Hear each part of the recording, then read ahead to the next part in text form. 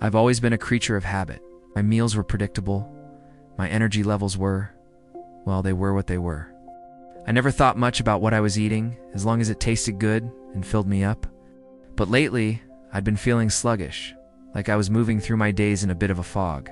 A friend of mine, who's always buzzing with energy, suggested I try something radical, a 30-day plant-based challenge. The idea felt completely foreign. Me? Give up my usual routine? It seemed impossible, but a part of me was undeniably curious. What if a simple change in my diet could actually make a difference? So, I decided to do it. I called it my From Hunter to Gatherer experiment. For 30 days, I would trade my old habits for a world of fruits, vegetables, grains, and legumes. Before I began, I did something I'd never done voluntarily. I went for a full blood workup. I wanted to see the data, to have cold, hard facts about what this journey would do to my body.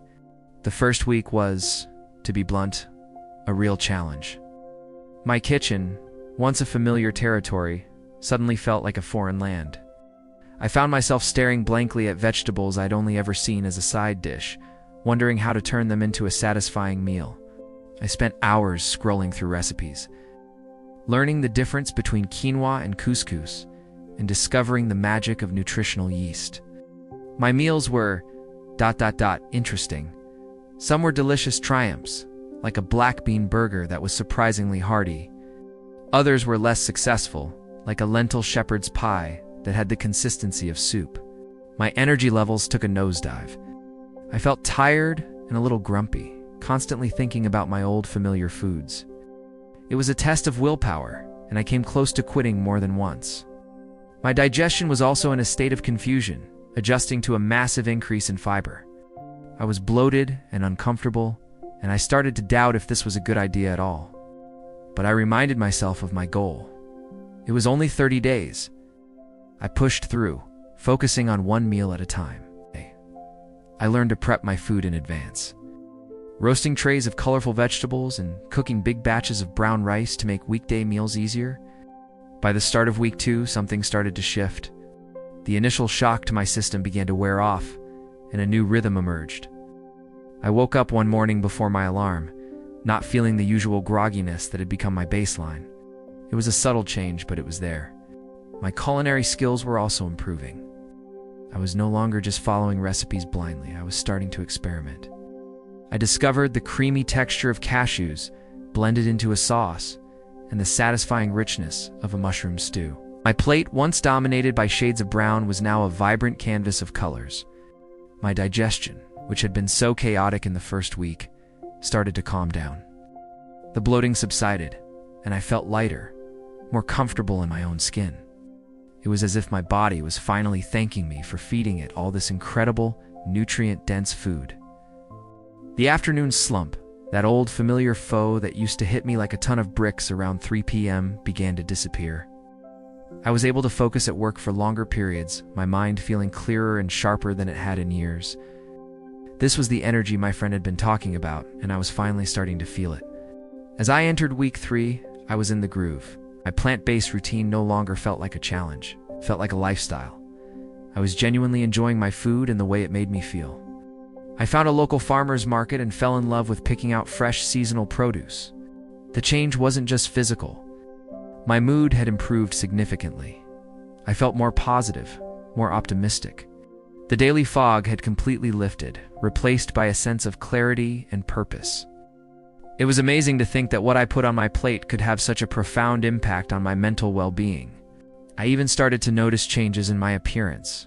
Skin, which had always been prone to blemishes, was clearer and had a healthy glow.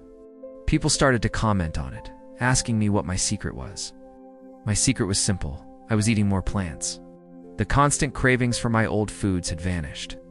Instead, I found myself craving a crisp apple, a handful of almonds, or a big, colorful salad. My body was relearning what it truly needed, and it was no longer asking for the heavy foods that used to weigh me down. The final week of my experiment felt like a victory lap. I was confident in the kitchen, energized throughout the day, and feeling better than I had in a decade. I had more energy for my evening walks, I was sleeping more deeply, and I just felt ... good. I realized that this journey wasn't about restriction, it was about abundance. I had discovered a whole new world of flavors, textures, and ingredients that I never would have explored otherwise. My diet felt more diverse and exciting than ever before. The initial grumpiness and fatigue seemed like a distant memory. I had pushed through the difficult adjustment period and come out the other side feeling transformed. It was a powerful lesson in resilience and the incredible adaptability of the human body. When the 30 days were up, I went back for my follow-up blood work. I was nervous and excited to see the results. I had felt the changes subjectively, but I wanted to see the objective, scientific proof. The results were astonishing. My doctor sat down with me and went through the numbers, comparing them to my initial tests. My cholesterol levels had dropped significantly, moving from a borderline high reading to a firmly healthy range. My blood pressure had also improved. Even my inflammatory markers, which had been slightly elevated before, were now well within the normal range. My body wasn't just feeling better, it was measurably healthier. The data confirmed everything I had been experiencing. This 30-day experiment became more than just a temporary challenge. It was a profound education. It taught me to be more mindful of what I eat and how it affects every aspect of my life. From my energy and digestion to my mood and long-term health, I learned that you don't have to be perfect. It's about making small, sustainable changes that you can build on over time. For me, what started as a month-long journey has become a new way of life. It's not out of a sense of obligation, but because I genuinely love the way it makes me feel. I feel lighter, clearer, and more connected to my body than ever before. If you're feeling stuck in a rut, or just curious about what a change could do for you, maybe it's time to start your own experiment. You might just be surprised at what you discover. This journey has been one of the most rewarding experiences of my life, and I'm excited to continue exploring this vibrant way of eating. Thank you for joining me on this incredible journey. If you found this story inspiring and want to see more content about mindful living and positive change, be sure to subscribe to my channel, Be Kind Fair.